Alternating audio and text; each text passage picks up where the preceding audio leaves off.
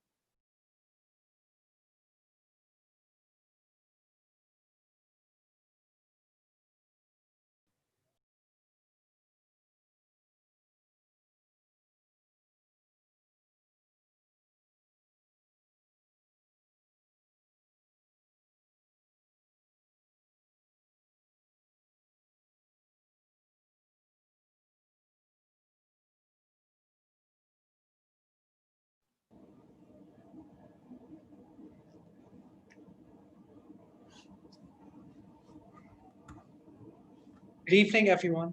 I am Funny, here along with my co host Anand. We are extremely delighted to host EmpowHERment, an initiative of Toastmasters CBIT in collaboration with Electro4. We would like to welcome Dr. Suvarna Ragini Madam, our faculty coordinator, followed by CBIT Toastmasters Executive Committee, the representatives of Electro4 community, and fellow participants. Before we start off, we have a request from all of you. We believe that issues like these can only be solved when women are able to open up and speak up about their experiences. And so we request all the women watching this right now to send in a video of an experience that you have faced that was unpleasant and uncalled for. We would prefer it if you could send in the videos with a paper covering your face and if you could draw a question mark on it. The purpose of the question mark is very significant and it will be explained later. So you can send these videos to cbittoastmaster@gmail.com. Please make sure to mask your face. Your voices will be morphed as well. We assure you that your identity will be kept confidential. The email ID will be put in the chat. Now we want to introduce to you the Electro4 community. Like most of us, Electro4 believes in superheroes. And their main aim is to build a safe environment to help people become superheroes. Superheroes who will be there with us when we absolutely need someone to help us voice out our opinion or channel our emotions in front of a gazillion talented people. Their ultimate goal is to prevent sexual assault, and with their enormous contributions in the same, we believe that we can all live in a safe and equal environment one day. Collaborating with them has been a pleasure for us. Now, I'd like to add in a few words on the issue of domestic violence and women's health during the pandemic. According to the National Crime Research Bureau, a woman in India is subjected to domestic violence every 4.4 minutes. But the statistics do not capture the entire picture. That is because of the orthodox social norms and stigma surrounding such incidents. Fueled by mandatory stay-at-home rules, physical distancing, economic uncertainties and anxieties caused by the pandemic, domestic violence has increased globally.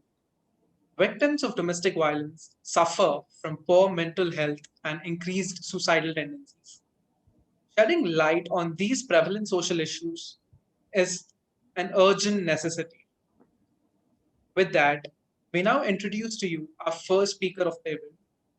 She has been involved with 25 organizations and has since founded Drishtikona, an internationally recognized and awarded NGO working towards gender education and mental health.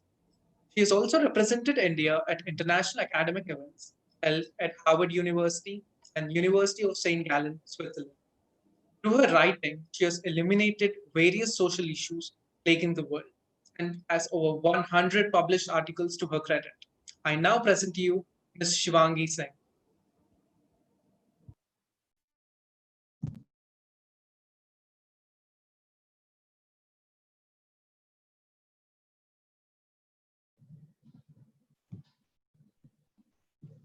Hello, good evening. Thank you for that wonderful introduction. And thank you for this event because I believe it's extremely important. So while I'm speaking, I just want you to know that if in case I'm exceeding the time limit, please let me know. And if there is some issue with the internet connectivity, just drop in a message in the chat box and I'll either repeat myself or if there is some issue with the internet, I'll try to connect it again. So with that, let me begin.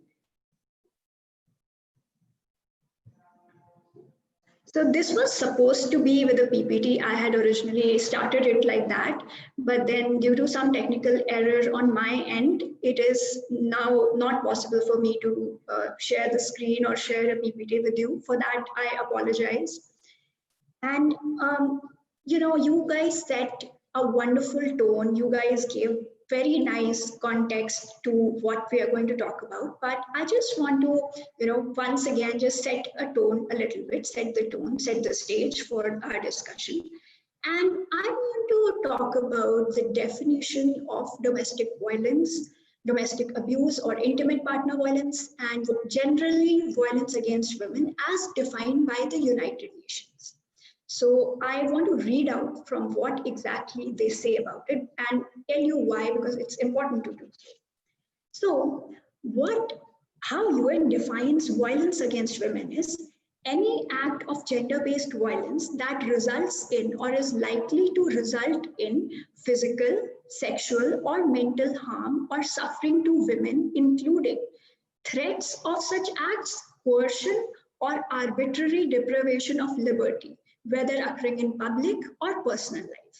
So, as per this definition, it is very clear it's about the violent acts, the specific violent acts, and where they may occur. Now let's take a look at how United Nations defines domestic violence or domestic abuse or intimate partner violence, three terms which are used interchangeably. It says it can be defined as a pattern of behavior in any relationship that is used to gain or maintain power and control over an intimate partner. Now, look at this definition. It is clearly defined as happening within the paradigms of a relationship. And this relationship is an abusive relationship where we have an abuser and we have a victim. And another very important and interesting thing about this definition is that it specifically mentions one thing, that is power and control. Now, this terminology is very important as I move forward in talking more about it. It is very clear that the intent and purpose of somebody who is indulging in domestic violence and abuser is what? Power and control, as given by this definition so beautifully. Now, let's take a look at the statistics. I'm really sorry, that's my dog. Extremely sorry about that. So, I want to throw some light on the statistics. Since the beginning of the pandemic, the number of cases that have come up of domestic violence globally have been alarming, to say the least. It is no secret that the number of domestic violence cases has risen dramatically, and there has been an exponential increase. Just how much? Let's look at the numbers. As per WHO, 1 in 3 women have suffered from some form of domestic violence or the other in the past few months since we started with the lockdown procedure.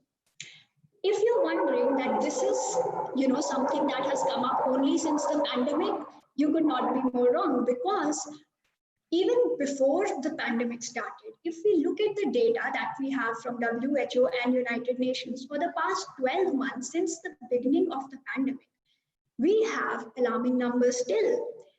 250 million women of all age groups, women and girls, have reported some form of domestic violence across the globe.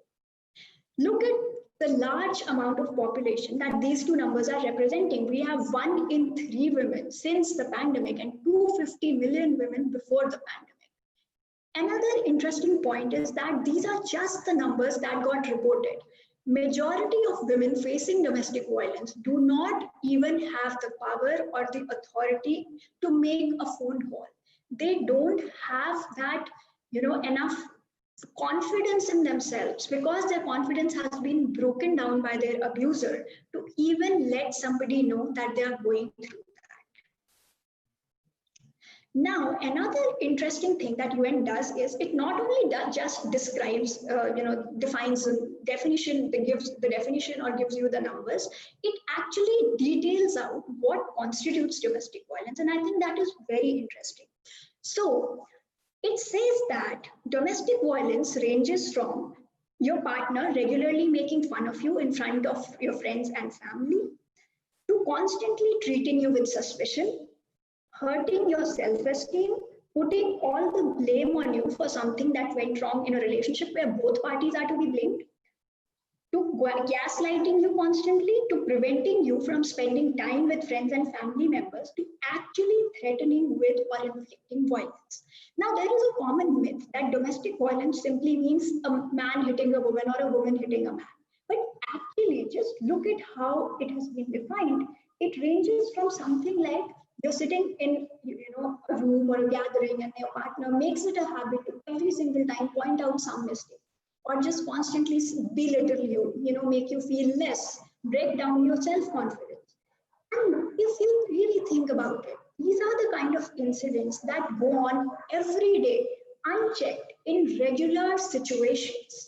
And it has got nothing to do with the kind of education level or the economic level, the socio-economic level of the family or the people involved. So that is another myth, that domestic violence only takes place in people or families of certain, economic level of the society or education level in the society. Before we come up with these broad statements, it is very important to check how we are creating an environment in which we are becoming enablers. Now, what I wish to focus on is how these cases have come up. Now that I've set the stage with definition and the range and the numbers, I want to go into the specific cases that have come up. So ever since the pandemic started, I have been working as I have put up crisis helplines, and I've been working as a social worker and counseling psychologist dealing with these cases. So what I've observed is that along with regular domestic violence, cases of elder abuse have also gone through the roof. Women above the age of 50 have become most vulnerable. Disabled women have become most vulnerable. So maximum cases that came through this crisis helpline that I set up were of women above the age of 50 who were living in urban setting and belonged to middle to higher income groups or families. And the second largest number of complaints that I received were of women who work as domestic helpers, that is your maids, your cooks, your cleaning staff. Because of the pandemic, these people were not paid. They were arbitrarily removed from service, and the people who didn't call them because of their own health concerns didn't bother to pay them for the amount of days that they were not in service. And these people, most of the ones who complained to me, registered a complaint with me, had husbands who didn't do any work and depended on them for income. Why? Because they were addicted to either alcohol or some other form of substance abuse. And they thought that it is the duty of the wife to provide for them completely. And when that did not happen, that money for their substance abuse problems stopped coming in, they resorted to thrashing these women very badly. And government has even set up many helplines, they've even set up shelter homes, but the issue is that these are soon going to work on full capacity. In fact, they're already reaching full capacity. Globally, a lot of helplines were set up, and it was noted that the number of complaints that are now being registered are up by 75%. And this is in countries across economic development, your developed countries. UK registered up to 65% increase in the number of their domestic violence complaints in the helplines. So you see, it's not about the education level, it's not about the economic level of either a family or even the country. It's got to do with something more complex and more deeper that is going on, and that is patriarchy. Ultimately, all of this boils down to one thing: the system that somehow gives us this idea that women are lesser beings and everyone else, namely men, get the power and authority to control them. And of course, there is a lot to be said about people who don't ascribe to any genders or who are trans people. They don't get even basic rights. They are not even treated as human beings. And when we talk about women, we constantly take into account the fact that there is so much going on below the surface, so many topics on which people either just make fun of somebody by saying, you're a girl. So it's not just about hitting or it actually coming to violent terms. We have to take into account everything that goes into the conditioning of a child before that.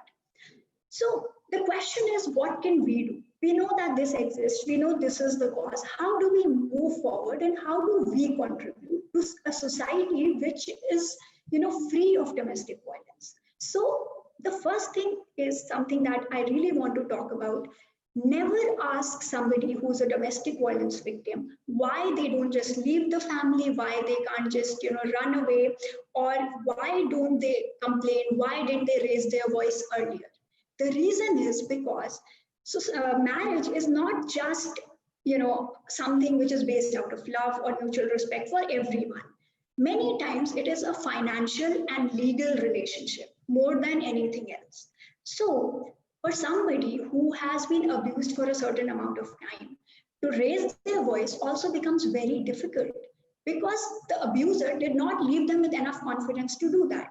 Then, most of the time, even if they have that authority to raise their voice, they realize that they are not financially independent, or their family, because of the dowry system, arranged marriage system that exists within India, their parents invested a certain amount of money into this marriage going in, and that is such a huge sum that they can no longer retract. It's not a possibility for them. Also, if they leave their current family, where do they go?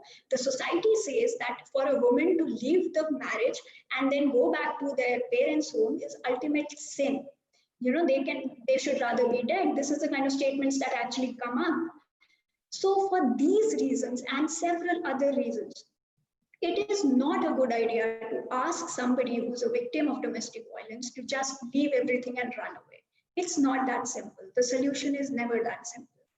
Another thing is there is a lot of psychological conditioning that goes in. Like I said, that the confidence breakdown, their self-esteem goes down because of what they've gone through. Along with that, we also see this pattern where if a young girl growing up saw that her father was abusive towards her or towards her mother, she develops this wrong idea that this is what love looks like.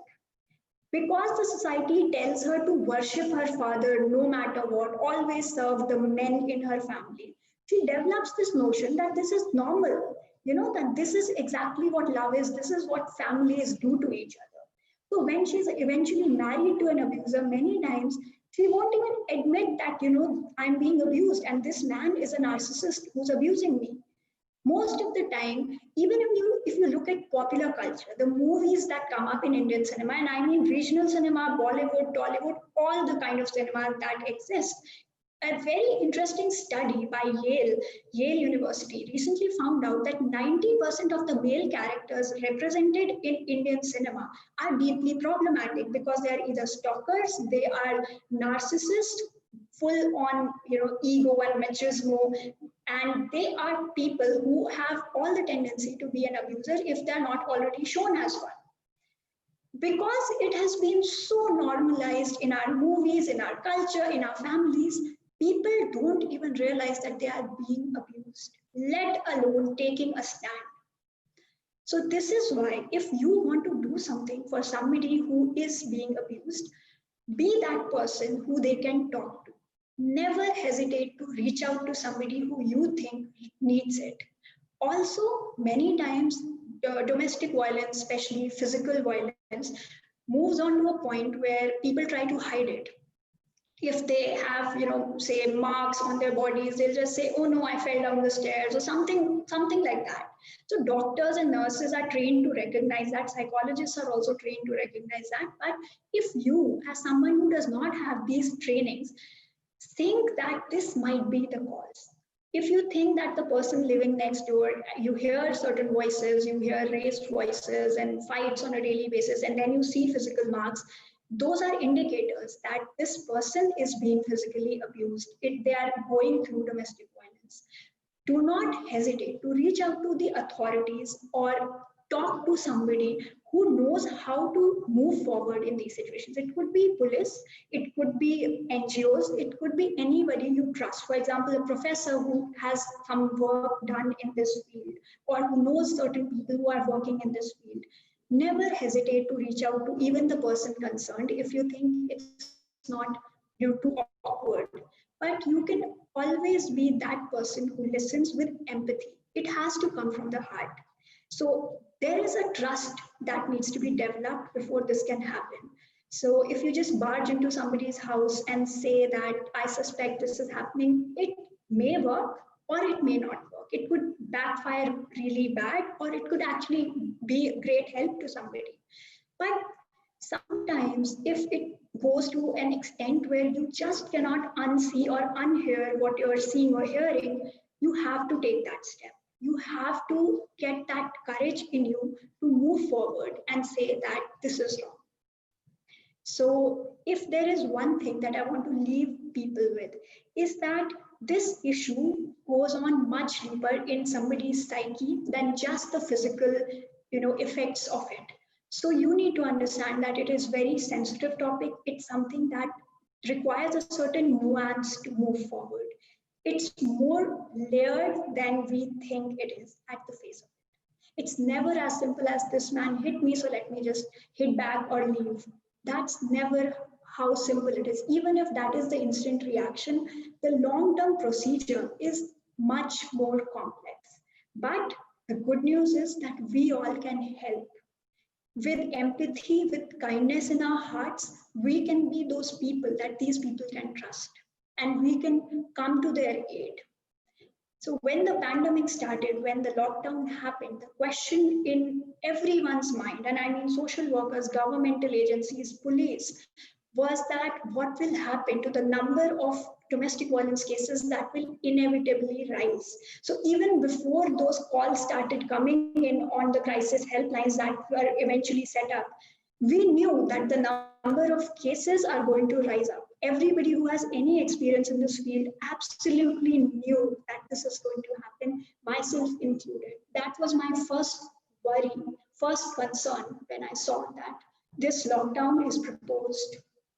So this is how ubiquitous the issue really is.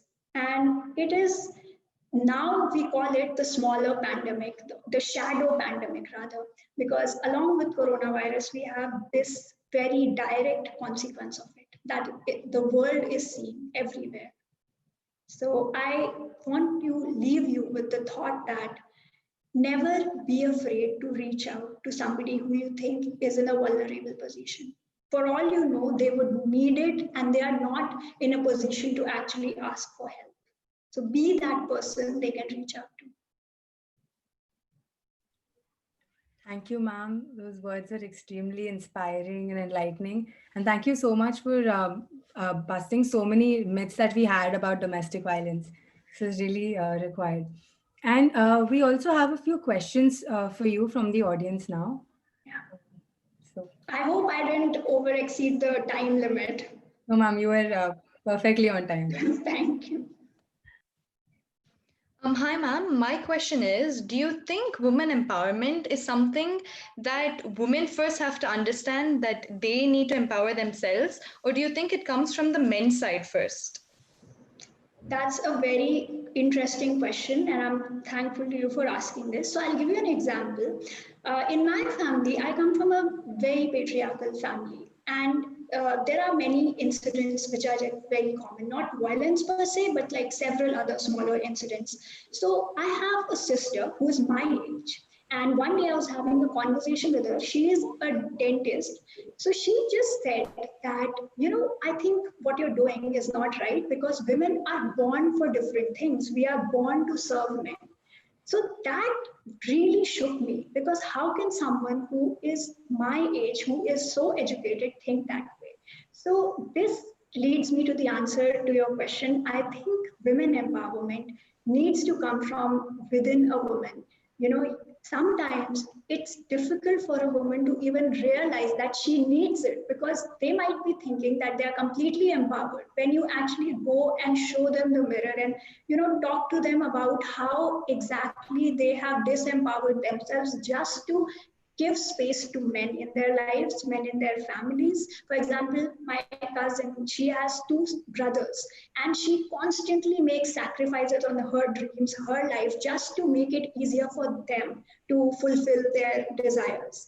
So, these are the kind of examples that life throws at you, and you really wake up and you start wondering what is going on here. So, that is a very good question. I hope I was able to answer it. Yes, ma'am. Thank you so much. We also have another question. How can technology help this generation in empowering women? That is again a very strong question, very powerful question. And I think technology has aided women to a very large extent. So, for example, the crisis helpline that I set up, many governmental agencies set up. Now, we have women, so we don't just allow calls, we allow emails, we allow texts, we even allow a missed call, a simple missed call. So in this way, if you really think about technology in its very basic steps, from the very basics to more complicated, I'll tell about that later. But from a very basic text message, something as simple as you can find a feature on, the cheapest mobile phone available, an SMS, that can be that getaway that a woman is looking for, and aid any kind of agency that is working on helping women to get to their aid and just rescue them or help them in any way that they want. Two, moving on to more complex technology. In future, obviously, we know that AI is going to become ubiquitous, right? We are going to have an upsurge of robotics integrated in every technology. In fact, to some extent, we already have. So if we can somehow, for example, if we know that when we search for something on our computer, we will start getting ads related to that particular thing, right? On social media or something. This is how modern AI works. So moving forward, if we find that there is a woman who's searching for ways to get out of the house, or searching for psychological counseling, or based on her search results, if we can identify that she is a victim of domestic violence, if she is going through a tough time, we can preemptively reach out to her. So that data can ethically be transferred to an agency which is working towards women's rights, and then they may reach out to her. They may do something to prevent things from worsening for her. So I think in this way, technology has a major role to play here. Hi, ma'am. So our next question is, why is martial rape not considered a criminal offense under the IPC? And do you think it'll ever be considered a criminal offense? So I think it should absolutely be considered a criminal offense, because it is just like, even after Nirbhaya incident, even after the recent encounter and incident in Hyderabad, if we are not considering it as a criminal offense, that is seriously wrong, and that is my particular issue with IPC. So you basically put it on, basically you're close to something that really triggers me, and I want to really question the law, and I have been advocating for it to become a serious criminal offense, because it is absolutely. And I believe it is high time for it to be considered. I know the reasons that they give for not considering it as a criminal offense under IPC, but I'm not convinced at all with their reasoning, because it's shallow if you really think about it. So I believe that we must start advocating for it. And if it becomes a criminal offense under IPC, we will start seeing something, basically, we would start seeing stricter regimens to avoid it, although a lot of talk has already gone into it. And we have seen cases where, because of the fear of punishment, the rapist has actually killed the woman, murdered her brutally after committing the crime.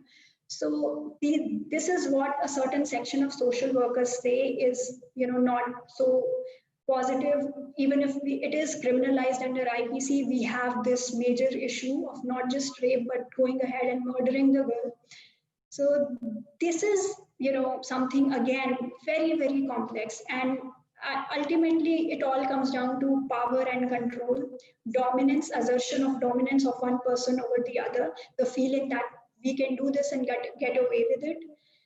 And also I want to comment on the fact that recently there was an encounter and people were happy about the encounter after the rape, but while it does give you a sense of justice, it is not the ultimate solution. I'm not saying that, let's just let those people live for as long as they want to and have fun, and criminal procedure might take as long as it would. That's not good. But then you need to understand that if we start killing people like that, it gives people more reason to kill the person who they have raped. So instantly after that, when the person is weak and vulnerable physically, they would just go ahead and kill the person. So that is also a consideration. Okay, thank you so much, ma'am. That's all the questions we have. Thank you so much. Thank you so much, ma'am, for all the apt answers that you gave us today. And thank you so much for being here and sharing all your thoughts and experiences with us. Um, now we are all set to move on to our next speaker for the evening, Professor Urmi Chakravarti. She's a Vidarbha Bhushan awardee, an educationalist, a creative social activist, and has been a seasoned public relations expert for the past 11 years. She has won numerous accolades from prominent associations like the IIMUN, ISEC, Women Economic Forum, and so on. She is also the founder of Nagpur Circle of Moms, a social group working for the upliftment of women. So we now present to you Professor Urmi Chakravarti. We're very excited to have you here, ma'am. Hi, good evening. Am I audible and visible both? Yes, ma'am. All right. First of all, thank you so much, the Toastmasters Club, for having me on board. And it's indeed an honor to hear you all right from the beginning. I'm blessed to be a part of such a very, very important subject right now. And I'm glad and fortunate that the youngsters are at least considering this topic to be of importance. All right. That's the first thing which I would like to bring on focus. And you know, in different aspects, when I was just going through all the topics which you guys have selected, all right, in terms of gender equality or in terms of speaking concept about feminism, this is one topic which is, I think, very deeply affected in our country right now. Not just our country, I think everywhere, as we all are facing a global crisis amidst the entire thing which is upside down. So once again, thank you for letting me share my views, and I would be happy to answer if you have any questions on the same. So being one of a millennial moms, all right, here I would like to give you an angle where I personally have come across these situations and I every day face it. But there is one very where there's one point rightly stated that this is something which is very it is neglected. Okay, people think it is just a random thing and theek hai, it's okay, ho jayega, okay, are kar legi. Whenever we have the term, the word we call is ma bhagwan hoti hai. Okay, okay, you're giving the place to a woman in terms of a woman being a god. Okay, a woman in terms of identity being goddess basically. So I think that see I think कुछ होने के बाद तो हम भगवान को भी नहीं छोड़ते हैं, तो फिर this is just a word. All right, and I'm not being a feminist here. Okay, I have my difference of opinion. I have been fortunate enough to train and guide more than, I don't even have the numbers now because I never keep a number and count on and keep on my CV that these many students are trained by me, because I apparently feel that my students make me. And I have been fortunate to meet new students with different ideologies and concepts every day. So I think those last benchers out there, they are my favorite kids, because I think they are the right definition of creativity and spark of mechanism. Because वही लोग आगे बढ़ेंगे क्योंकि उनके पास at least दिमाग है कि क्या नया कर सके. All right, I'm not against the people who do, who prepare and who want to score 97 and who are always wanting to be the first one. But I love those people who have their own thought process. And I think there has to be a shift. Coming back to the same topic, when I say that the term mother is called as to be Bhagwan ki jagah, all right? So, like I was telling you, in terms of gender disparity, when a woman is given equal right to stand as a man and face a consequences, she should equally given a chance to say that no boss, I cannot do the household chores because I'm the one who's looking at the professional font. घर मुझे चलाना है, तो मैं ये चीज नहीं कर सकती हूँ because I also need rest. All right, coming to this point, when the lockdown started, okay, being a professor in a college, we also had online classes, and we were supposed to take every day 2 hours classes. So what I felt that of course, being a millennial mom, I'm also raising a kid who's almost 3.5, she's going to turn 4. And I felt that if I'm engaged in my classes and if my husband is taking his online work from home which is going on, who is there to look after her? Because the daycares were shut, we had no clue that how will we work out and how things will go. And not everyone is blessed and fortunate to have somebody to look after your kids. Okay, because of course if you keep a nanny, then you're a bad mom. because you just don't look after your kid. Okay, if you plan your husband to look after, if you tell your husband to look after the kid, that means, oh, you're the one who's very dominant, you're very career oriented, and you just want your husband to take care of things. All right, so you see the patriarchy which we all are continuing, it is unchecked, and it is deeply existing. All right, yes, there are times we have changed. Apparently what our grandparents saw, we have not seen the same situation. There are times which have changed. At least now, the I think something which probably the feminist will not like it, but there are men who take equal consideration and take equal rights, and they stand up for their women. Okay, I'm fortunate that I have got a husband who looks after the kid as equally as I do, and doesn't expect me to come and be there. But there's one point which is always triggering in the aspect of mental health, that am I a good mother? Am I able to give my child the same time which I should have been given? Okay, taking the gender gap.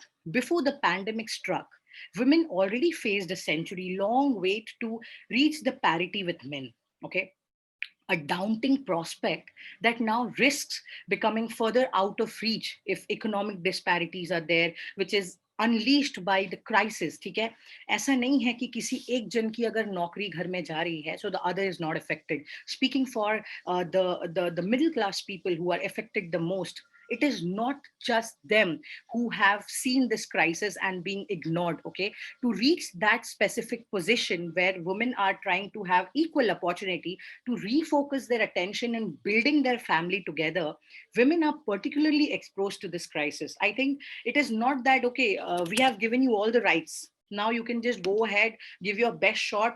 हमने तो ऐसा कुछ नहीं बोला, हम तो आपको we are giving you maternity leave also, you're getting your time, you're working from home. But I think there's stress back, when I feel that I'm not able to give my child the same time which I should have, but I can't help it. I'm not doing it on purpose. I cannot tell my boss that, boss, I cannot take a class right now because my kid is crying and she needs me. Okay, even if I do, okay, there are situations when sometimes your child is not well, sometimes there's somebody in the family who needs you. Okay, there are times and there are people who are understanding. But have you ever thought, and how have this concept ever come across, that what the women goes through every night when I go to the bed and when I try to sleep? There's one thought which is coming, that I hope the situations become fine one day, so that I have that enough time with her which I was having when the things were normal. In pandemic, they are not the same. At least now I can expect someone to look after her, someone to feed her, because khana khilate khilate, I remember that it's 3:30, there's a class, and I go back.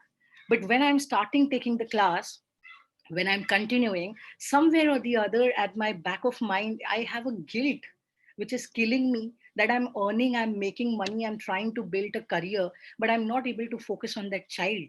And that is the concept of mental health which I want to speak about. I think it is very easy to stand and say that, oh, she's just focused on her career. Oh, she's never being a good mother. But have you ever asked her that why is she doing it?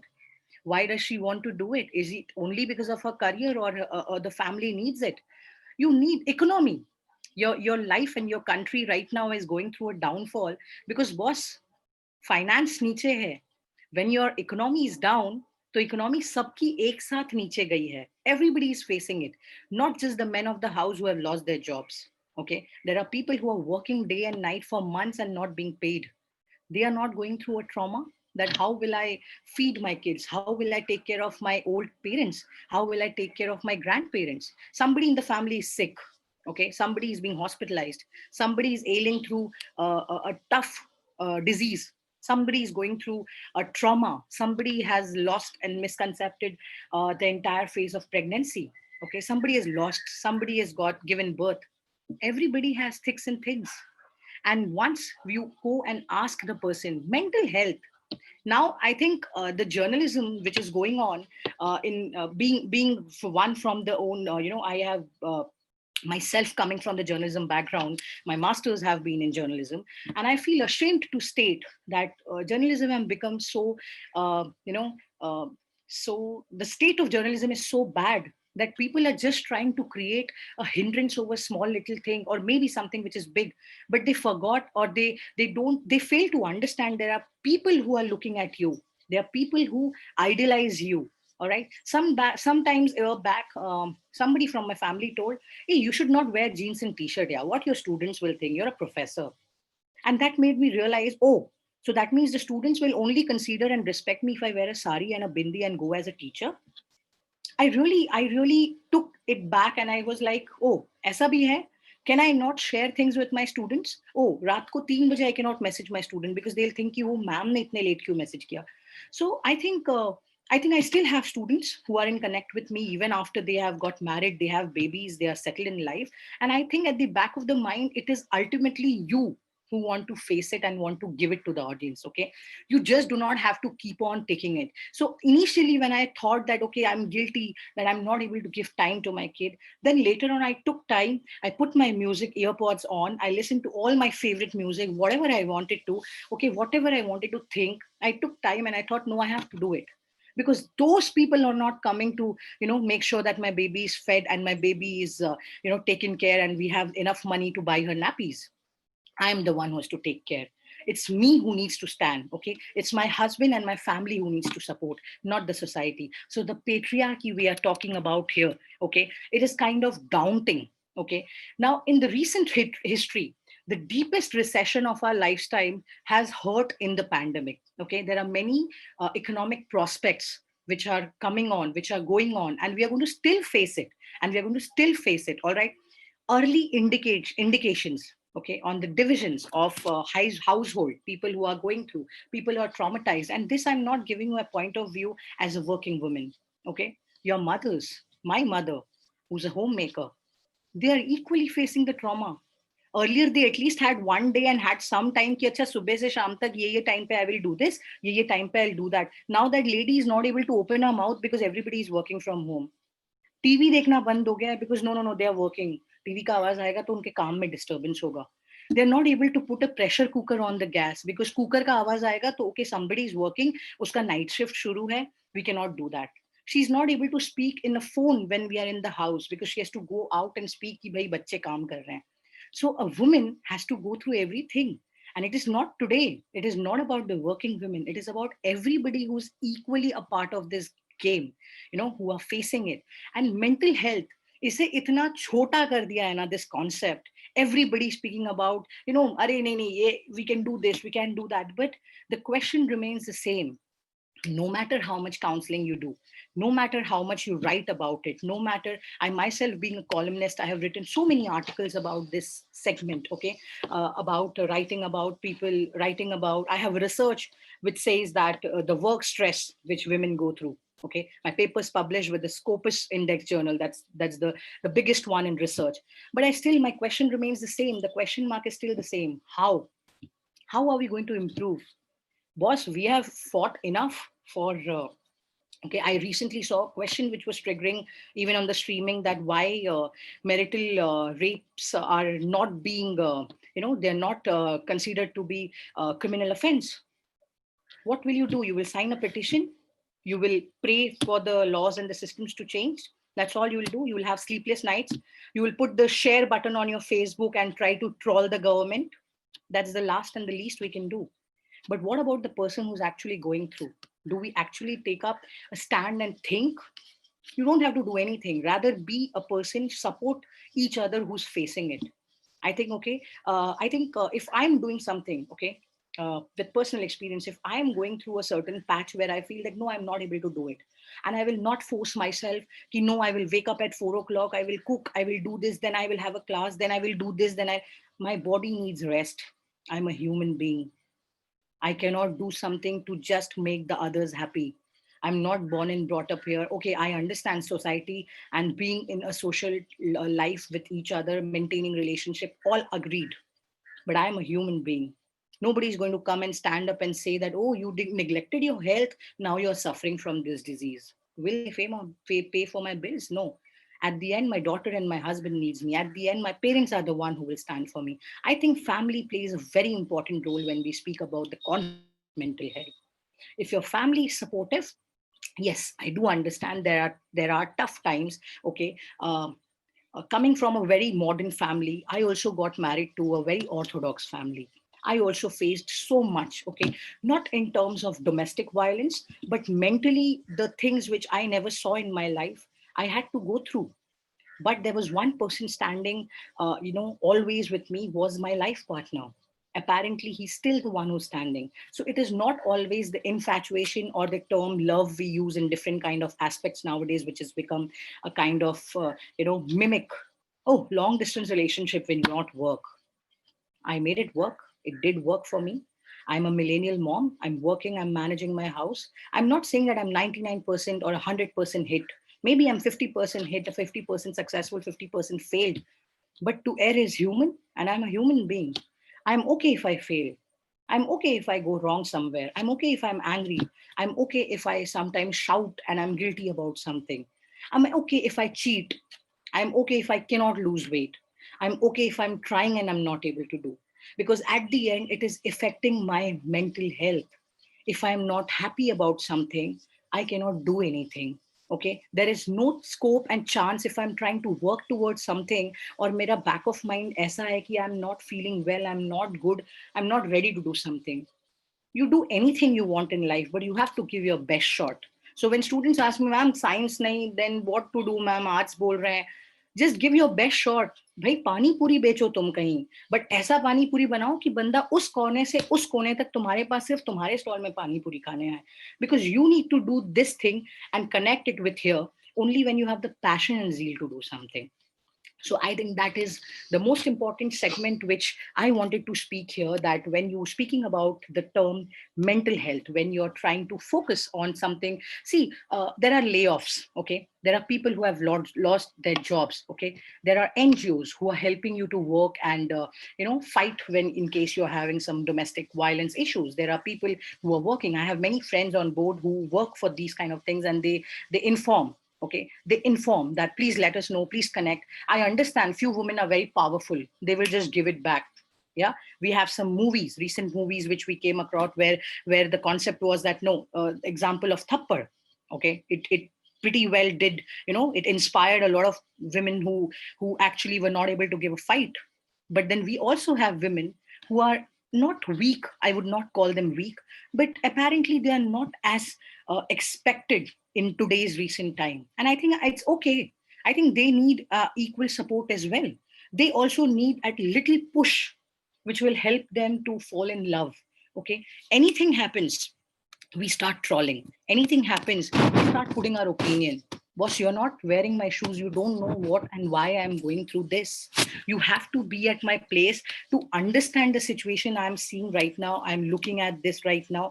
And how will I basically work towards it? Okay. So, of course, the concept of the entire concept of gender parity in terms of the women going through a trauma, the women who are facing in the pandemic, is just not limited to working women. It's just not limited to probably your mother.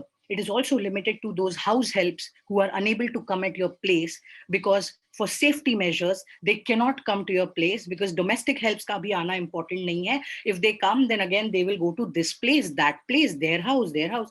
How will she earn a living? She's doing it for her family. Have we ever thought it in that concept? It is not limited to the urban elites and the middle class people only. Even the lower sectors are affected. So it's just not the primary or the secondary, but even the people who are affected with this, who earn 1,000 rupees maybe a month, and also the ones who earn a lakh a month or maybe more than that. So I think this concept has to come with different sort of confidence which the ladies need to gather in themselves. And I know it will be very easy from my point of view maybe to say, because I am able to face it, but I also go through a lot many low key areas where I don't know and I'm clueless. And I think I have accepted that I have to do it no matter how many times I fail or I feel, and there's no harm in crying. So if anybody who has a concept that no, yaar, ro rahi hai, matlab you're weak, it's not like that. Crying is not a sign of weakness. It's just trying to bring out your emotions which you have inside. And I think that is very important. Bhai bol do, whatever you have, share, get rid of it.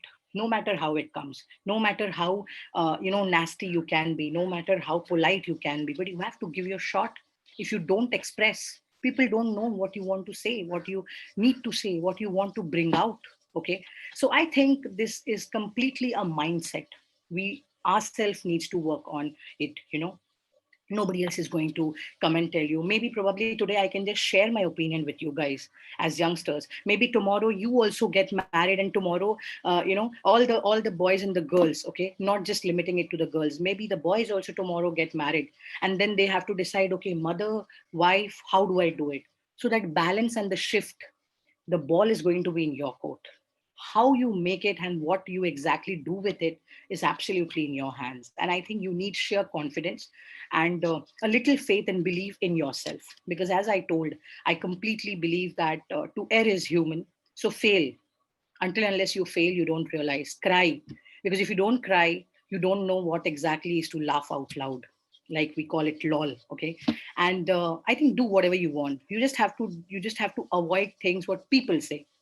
Okay, no, no, please don't do this. So whenever I feel that, okay, do I have to do it because somebody else is opinionating it this with me or about me? I think I'll just give you an example. Yesterday night around 3:34, after my work my work got over and I got some time, so I thought, okay, let me just watch something on Netflix if something is new. All right, so now this is something which is not a very professor kind of thing. Apparently many people will think, oh, you're a professor, you teach, and now you're watching Netflix. How?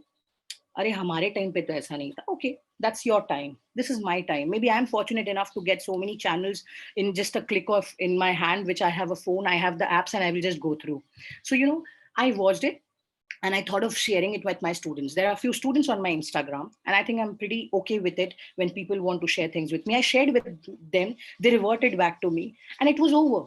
I didn't have to put it back of my mind that will I be sending a message to my students at 4 o'clock in the morning? What will the people think? What will the students think? That is between me and my students. Similarly, my life is between me and my family. Okay. And I'm not being feminist at all. I respect everybody's opinion. I think everybody leads to some of the opinion which they are going through, which they are facing. So I don't know their life, they don't know my life. And that is the reason the during the pandemic or during the entire lockdown, I think the women have really faced a lot and still doing so, and not limiting it to, like I would like to frame it back again, not limiting it to the working class of the women, but your mothers, our grandmothers, our grandparents, all right, not just in women, but even the men equally are facing that, okay, laptop is on, there's a meeting going on in the Zoom and the kid is crying. Oh, her class is going on. How do I manage? I think everybody is going through it. But women, again, because this is a topic which we forget and which we don't tend to render it on a bigger font, because ठीक है यार, she is a motherly figure. माँ सब कर देती है, माँ सब देख लेगी. माँ को 8 घंटों की नींद जरूरी ही नहीं है. कुछ भी होता है बच्चों को तो mummy is there, everything is there. She's also a human being. Okay, a lady or a woman basically is also a human being. And I'm not trying to be a feminist here. So that's all from my end. I think it is a very important concept and a topic which cannot be neglected at all. Thank you. Ma'am, your views and experiences being a mother, a professor, or just being a woman have been truly insightful. Thank you so much for that. We also have a few questions from the audience that we'd like to ask. Sure, sure. Hi, ma'am. Our first question is, why do you think people are so threatened with feminism? Like, why do so many people think that feminism means hating men, which is clearly not the case? Okay. Feminism is not about hating the men. Can you hear me? Yes, ma'am, we can hear you. Sorry.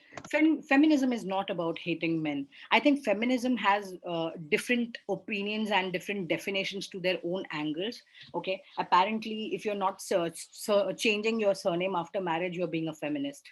Okay, if you're changing your marriage, that means also you're a feminist. So I think it is not about hating men, and it is more about the aspect which you have towards the society and how you want to look society in your vision or in your perspective, is what I feel would be the right way to express. So it is not compulsory that and I always say this, and this is my personal belief, that not always all the women are right and not always all the men are wrong. Okay, it has to be a 50-50. ताली एक हाथ से नहीं बजती है. It's always the two way which goes which goes hand in hand. So I fail to understand why we only blame the men. We should not. It's not always their fault. Okay. And this, I'm not clubbing with any sort of crime, but I'm just giving you a general statement that it is not always a one-sided thing. It goes hand in hand. Okay, ma'am, thank you so much. And our next question is, how do you think we can effectively abolish this patriarchy in the Indian entertainment industry? We cannot abolish it. We cannot abolish it. See, being a very democratic view and someone who's coming from a very democratic place, I think like our five fingers are not the same. I'll give you a very practical answer to this. जैसे पांच उंगली एक समान नहीं होते. So there are five people in the family who are not the same. You probably do not have the same genes what your parents have, although you're genetically corrected. Okay, maybe their thoughts towards something is different, yours is different. And this is an angle even from the point of view of an industry, entertainment industry, because see, it is their angle of what they want to show the public.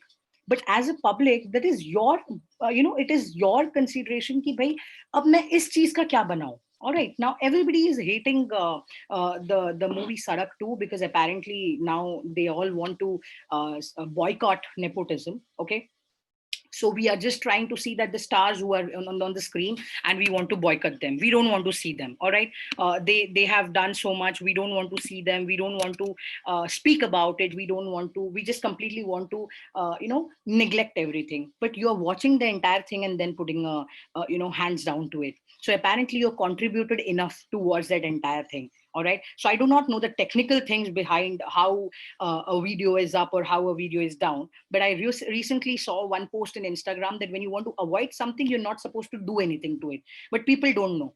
वो hatred फैलाने के चक्कर में they are doing everything which is possible, okay, from their end, until and unless the main results are out. Okay, but the entertainment industry is keeping their movie in front of you. They are probably keeping a video in front of you. You want to watch it, you do. You don't want to watch it, you want to watch it, give your opinion, is absolutely in your hands. Then why do you expect them to change? They cannot, they won't. Do you think this entire case of journalism which is going on now, you think that everybody will be very happy about it? No, there will be difference of opinion. You think that I'm giving my view here in this platform, and if there are, even if there are 20 people who are listening to me on board, you think all the 20 will agree to me? They won't. Maybe there will be only 5 people who will say, okay, all right. Other 5 will come till the evening time. They will say, no, but unhone aisa bola. No, no, no, no, ye galat bola. Maybe tomorrow to you guys think that, okay, she was good. She was very good, but how? So it's like, no people are same. Your thoughts, your mind, it's all the psychology game. So, psychology is basically a study of your minds and thoughts. Similarly, it goes with all the people, and that is the reason हम बोलते कि human, किसी इंसान को समझने के लिए, understand that person, you need more time. You cannot basically know a person in just a matter of few months or a year. It takes an entire life to understand. If you ask your parents, probably they will tell you कि भाई 30-40 साल हो गए, अभी भी हम एक दूसरे को समझ ही रहे हैं in a personal angle. So entertainment industry will never change. According to me, things can just cool down and go a little down, but the shift will not take a huge, the hurdle will be always there. So according to me, it is not going to change anywhere soon. So even if the comedians are putting videos and they're posting nasty things about it, they are being trolled, and the crime, the crime branch people are making sure that the videos are down. So for few months, everything is there. Then 4th month, again, it's back. And it is, I think before me, I think even Shivangi pointed out very rightly that all we can give is our angle. But when it comes to law and order, we barely can do anything, because we are the one who are electing the people and bringing them on board. Now, what they decide, it's not up to our hand. We know that there's a new education policy which has already come out. When will it come out in full fledged, and when we will be able to see कि हाँ हो रहा है, that is going to be the point. तो पहले से ये सोच के फायदा नहीं जब तक कि things are not changing. That's my point of view. Okay, thank you so much, ma'am. Our next question is, you've talked about being a mother. So do you think it's important for parents also to sit their kids down and talk to them about both sons and daughters? Sons on how they should be respecting women, and they should, even in household chores and all, they should be helping out. And you think parents should be talking to women about everything is not all, they should not take all the burden on them. It should be shared. Do you think parents should have a role in talking to the children about this? Absolutely. I think communication is the key. Unless you communicate, things are not going to happen. And it is not about speaking with your son or your daughter. I think now, right now, which I have seen and which I have experienced, okay, there have been families jahan par the men have not, and men have never seen their parents being so free with them, okay. But now if you see, the parents are even discussing menstruation with their daughters, because that no they know that if giving you an example, me and my son me and my husband, we both speak with our daughter that what is a good touch and a bad touch, okay. So equally, when I am explaining it to her and she says, okay, mummy has told us, we have to react, but papa is also told the same thing, and then I have to listen to him also. So tomorrow when something happens and I am not available, maybe I am not physically present, at least she will have the other parent standing for her, who knows how to help, because tomorrow she might have a doubt about what do you mean by periods. Four friends will give you four opinions, okay, but to know which one is the right answer, only when she comes home and discusses with us, I maybe can fool her that, oh, this is not the right age later. But to explain that thing also at a very right age, very important. How can I do that if I don't communicate? Today there are parents who are very modern and who probably feel that, oh, at a very young age you're giving the phone, it's okay, just relax. But parenting is not that. Parenting is dealing with your kids in a proper different manner. Ask them, question them. Marne peetne se, there's nothing happens, okay. We probably have seen, we can usually scare her that if you do this, I will be mentally, I will be disturbed, okay. I think that we don't beat her in that way, but we probably give her one idea that, oh, what can happen if this goes wrong. So okay, maybe we were not very good as when we were doing the same thing with our parents, but when we became parents, we realized that, okay, it is really a very tough call. It is a very tough thing to manage the kids, and which way do you do that? So as a parent, if you're asking me that, is it mandatory for you to speak with your kids? Yes, it is. Without communicating, it is not going to happen. Anything cannot happen if you don't communicate. Tomorrow if she comes and tells you that I want to get married to this guy, will you just say no, or will you just say yes? You have to communicate, okay, rather than saying that no, no, no, no, he's from a different caste, will not allow. Sit and ask or explain the kid that, okay, give it a little time, okay. It's a marriage, you're falling in a relationship, get to know each other more well, okay, understand things. Probably if I explain in this way, then tomorrow if anything changes, at least my child will come and speak with me. Apparently what I realized from my parents, that they if there is anything which that bothers, they ask me. If there's anything which is bothering me, that should I wear this dress? Oh no, I think I'm too fat for this. Let me ask mummy. Let me ask papa. Okay. So at least I have someone to help me, even if it's not your parents, even if it's somebody from your family who you're close with. Communication is the key. So yes, you should speak. And if you're not talking or you're not sharing, then there's something wrong. That either you're not very confident about your parents being responsive, or you're not you're basically scared of what will they say. So I think that scared factor should not come. It should never come. Okay, ma'am. And our next question is, how do you think we can create awareness about this women empowerment in rural areas of India? Because we can see still how it's not being implemented as much there as in the urban areas. Okay. See, recently I came across a campaign which I was reading in one of a very leading newspaper, and I saw that there was a group who apparently went there in order to explain what women empowerment was, by wearing shorts and t-shirts and different kind of western clothes, jumpers and everything. And they went with a group and they wanted to explain them that अभी के time पे ऐसे होता है, आप चुन्नी मत लीजिए, आप लोग ऐसे क्यों रह रहे हैं. Then they tried to explain the sarpanch that this should not happen, okay. Probably you should come out of the generation which you guys are living in. I feel that there's one very important facet, that apples and oranges are not the same. That's what I have recently experienced, and I've recently learned from someone who's very close to me, when I was personally thinking कि नहीं ये लोग बदलते क्यों नहीं है. Okay, when I came and when I say this with my experience. Okay, the first beginning of the start, the starting of the webinar, I told you that I come from a very modern family, and I've got married in a very orthodox family. Okay, but it has taken time for me to understand what they feel, and they will not change. They will never change. no matter how much I tried. But that doesn't mean that I'm trying to disrespect what their thoughts are. Okay. Similarly, when we speak about the urban and the modern, okay, sorry, the urban and the rural course, all right, maybe you can go and tell them how the things have changed. But a drastic shift is something which is, again, a very skeptical topic and a very debatable topic, that it will take time. It did take time from, even for us also, to develop and come from colonialism to capitalism and then shift to nationalism and then being secular. Okay, so for us also, from the 18th early century till today, 2020, when we are sitting and virtually debating about feminism, mental health, it has taken a long time to come till here. I think there are changes which are going on. Okay, there are NGOs, there are some commendable sociologists, okay, who are working. There are social activists who are working. So, earlier times, I used to know that the house helps will not eat in the same plate in which we are eating. Okay. And when I started the Nagpur Circle of Moms, I wanted to bring this change, that I wanted to do something for the house helps. When they are earning, it's not their choice. They're doing it for the sake of their situations in life. So I wanted them to learn making achar, learn making eco-friendly Ganeshas, do something of their own, and they earn, they earn something with it. So that was my concept. And that is when I felt that I made a difference. Now at least they know कि अच्छा ये करने से कम 1000-1500 रुपए और कमा सकते हैं.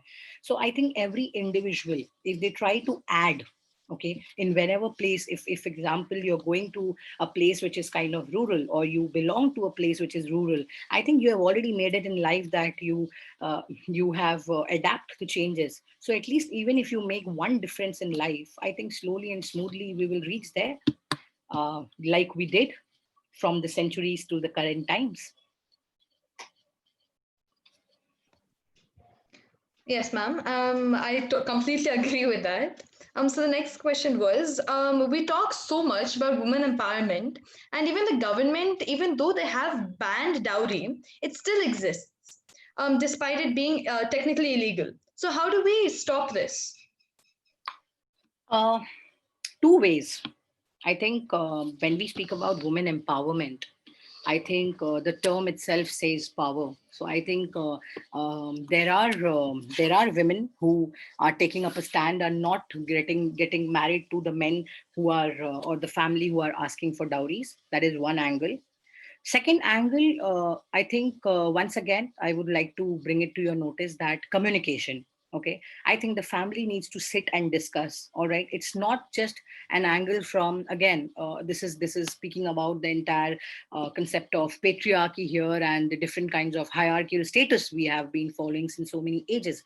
It is not always the girl's side who have been who are wanting or willing to give dowry in order to get married, or it's not always the men angle that, okay, we have asked them for the dowry. Sometimes the people are doing it by their own choice, and later on the entire topic is being shifted, that, oh, ऐसा हो रहा है, ऐसा नहीं होना चाहिए था. Okay, it is not legal.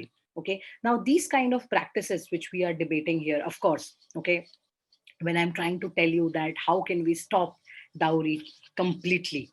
I think earlier when it used to happen on a scale of 100, when it was 99, today has come down to 30. So like I always tell you that even for a kid to grow up from 3 years to 30 years, we need time and we need more ears in hand. Similarly, to remove these kind of major reforms or major social movements which we have to completely remove from our times, I think we need to give time. So I think if you're asking me an angle of women empowerment, I think there are fabulous people on board. I think they are doing a great work and phenomenally well in terms of helping people come out of this, in terms of helping people to avoid dowries, in order to report to the government, and sometimes even fight against it. And I think it will take time. Everything has its own time, and I'm not being very kind and generous when I'm stating it, or I'm not being very diplomatic, but I just gave you a random example. Even for us to start with KG1 or KG2, to reach there till final year or post graduation, we have needed these many years. Only then growth and development goes hand in hand. So I think similarly for these kind of abolishments and removal of all of this, it will take time. It will. Okay, thank you so much, ma'am, for answering these questions. My pleasure. Thank you once again, ma'am, for the wonderful answers. Um, we've received a few videos from the audience of some unpleasant experiences that they've gone through, and we have utmost respect for these women who are ready to speak up about these experiences. I won't be surprised if some of us even related to these videos. The videos are a sign that women are actually slowly coming out of their shell and understanding the impact that sharing such experiences can have on everyone around them. So I think before we start with the video, I would once again want to thank the entire team for having me on board. It was indeed a pleasure, and I feel alive when I connect with people not exactly from the same age, but probably a little here and there. I don't want to disclose, but I'm very young. You know that I'm a mother, but I'm very hot and sexy. So this is my angle to the story, that I want to feel young because I am young, and I will be young always, no matter what we reach and where we reach. So thank you so much, all of you, for having me on board. And you guys were amazing. You're doing a fabulous job. And let me always tell you guys one thing which is related to mental health. This is for your benefit. No matter once you're happy about something or someone or anything which has made a difference in your life, a little encouragement always helps. Okay. So it is a push for anybody and everybody, no matter for the person who's working at your place or the person who's cooking a meal for you or your father who's just bringing a new pen ka refill for you because you need it. So I think a little encouragement always helps and adds to mental health. So thank you so much once again. And I look forward to the video now. Thank you, ma'am. We are now going to show these videos to you. There are a lot of uncomfortable incidents, experiences, and stories that no one wants to speak about because they're afraid their identities will be exposed. But that should not be a means to not speak up. So, to bridge this gap, we are using a truth mask to tell their stories. What matters most to us right now is their experiences and spreading awareness of what women around us go through. The unfortunate part is that after so many years of fighting for equality, is where our society still stands.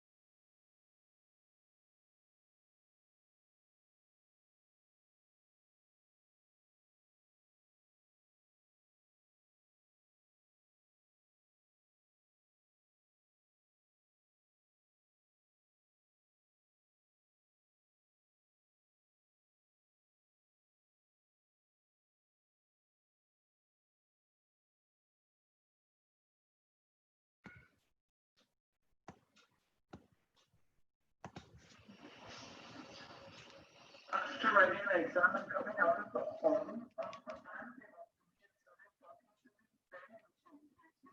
We seem to be having a few technical issues. We'll start the video in about 2 minutes.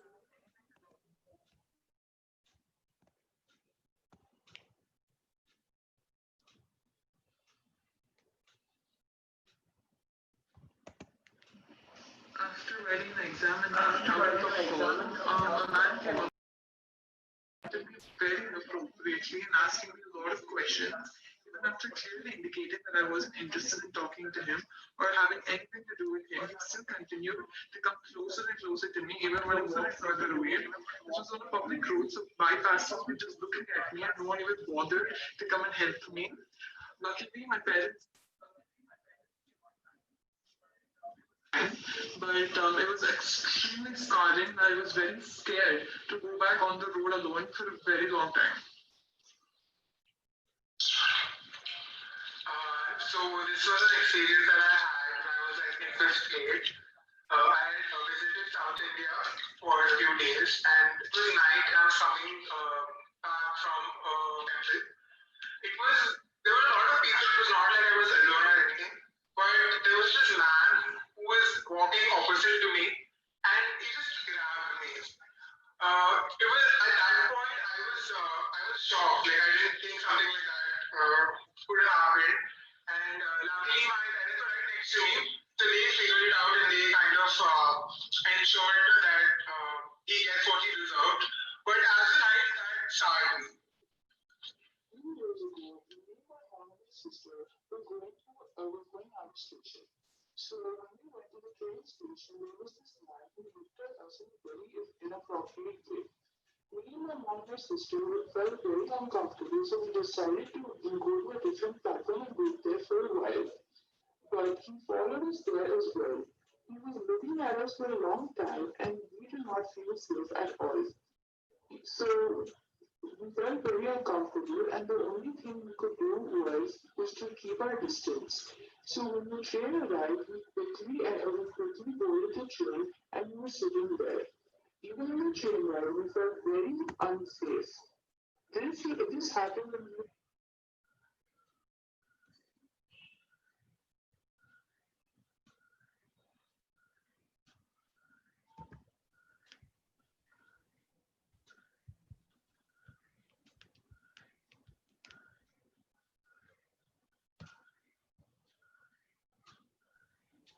We apologize that the video was a little unclear. It was probably because of the morphing that we did.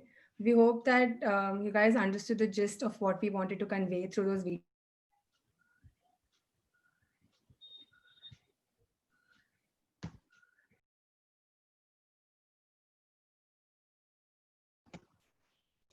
All of these girls talked about stories that they experienced, that troubled them, scarred them for life, and how they were harassed emotionally and physically.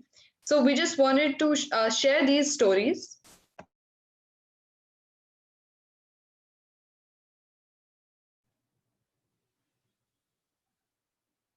Videos will be uploaded on YouTube through our channel on Toastmasters CBIT. Do follow us, subscribe to us, and watch the videos.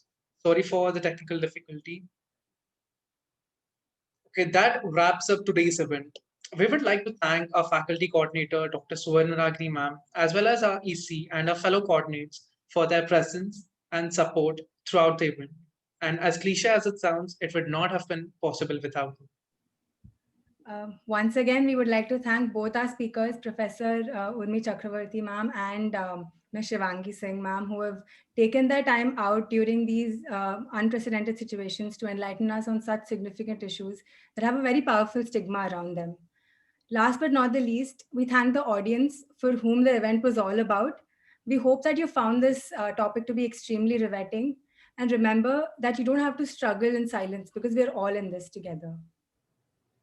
Please stay safe and stay home. If I may say something, if I just want to conclude by saying thank you so much.